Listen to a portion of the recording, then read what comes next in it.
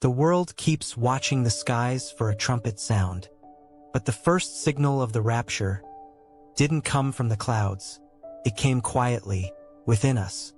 Long before the chaos, before the trembling of nations, before men cried out in fear and awe, something began to shift. Not in governments or wars, but in hearts. A stirring, like wind moving across still water. Most never noticed it, but heaven did.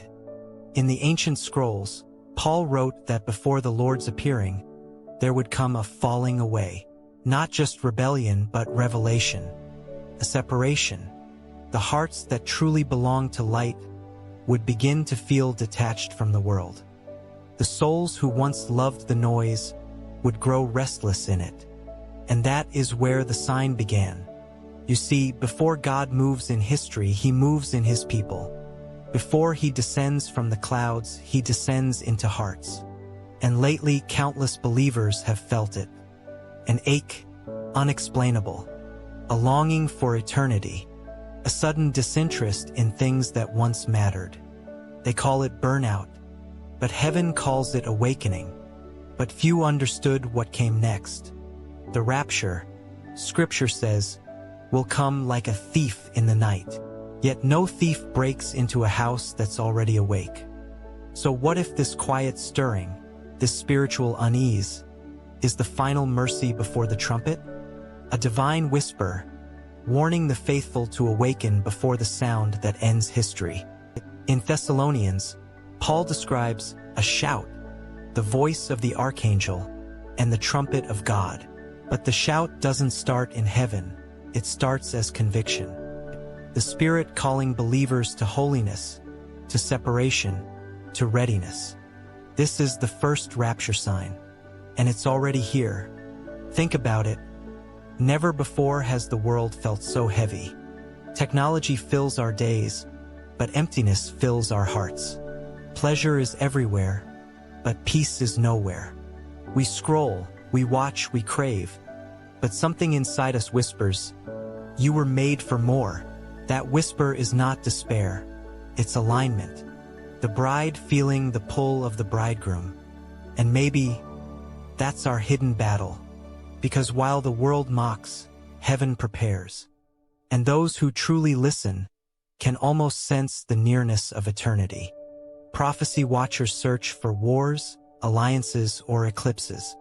But Christ warned that his kingdom does not come with observable signs. The first signal would not be in the stars, but in souls. A quickening, a readiness, a hunger for righteousness that feels almost otherworldly. It's happening now. In quiet rooms, in prayer closets, in restless nights. People who never cared for Scripture suddenly can't stop reading it. Believers who drifted are finding themselves on their knees again. Not from fear, but from a sense that time is short. This right now may be the gentle gathering before the glorious one. The inward trumpet, before the one that shakes heaven and earth. Every generation has looked for signs, but only one will live to see the skies open. And maybe, before that happens, God is marking hearts, sealing those who are his. Like the days of Noah, when God shut the door before the storm began. The rapture may not begin with thunder, but with sealing. But few understand how subtle heaven can be. The final movements of prophecy aren't always loud. Sometimes, they arrive as silence that speaks louder than earthquakes. And perhaps that's what we're living in now. The divine pause before the trumpet blast. When everything seems normal. When the faithful feel weary. When sin feels celebrated, and truth feels mocked. That's the moment heaven draws its line. And what if this longing in you, this deep homesickness for something you can't name, is the Spirit saying, "Stay awake. I'm coming," because the rapture won't surprise those whose hearts are already lifted. For them, it will feel like the fulfillment of something they already sensed. They'll say, "I knew it. I felt it. I was ready." The world will call it sudden. But for those awake, it will feel like returning home. The prophets saw this pattern long ago. Isaiah wrote that darkness shall cover the earth, but the Lord shall arise upon you. Meaning, as darkness grows, light intensifies.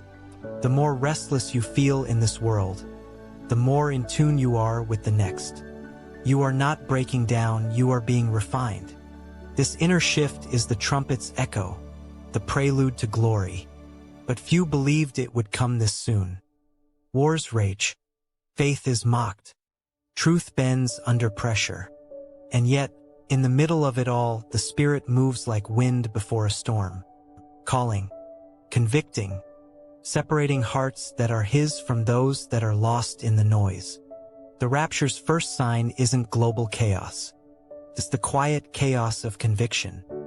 When the world loses taste and heaven feels near, every era has its warnings. But this one feels different, personal, not written in the sky, but inscribed in the soul. A strange peace that defies explanation, a yearning that feels holy, a readiness you can't explain. This is how the bride prepares, not through fear but through focus, not through anxiety but through anticipation. And the world will not understand it.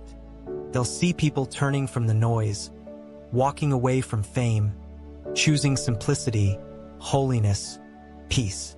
They'll call it detachment, but heaven will call it preparation.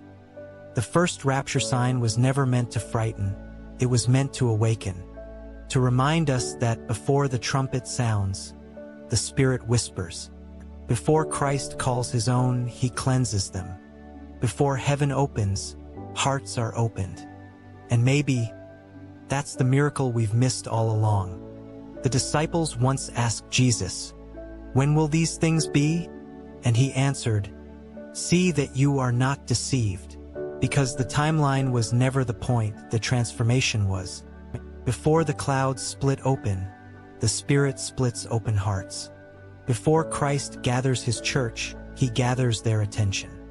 If you've felt it lately, that unshakable pull toward purity, prayer, and purpose, then you're already hearing the first sound of the rapture. It's not distant thunder. It's the heartbeat of heaven. The trumpet may not have sounded yet, but heaven is already moving, and those who are listening can already hear the footsteps of eternity.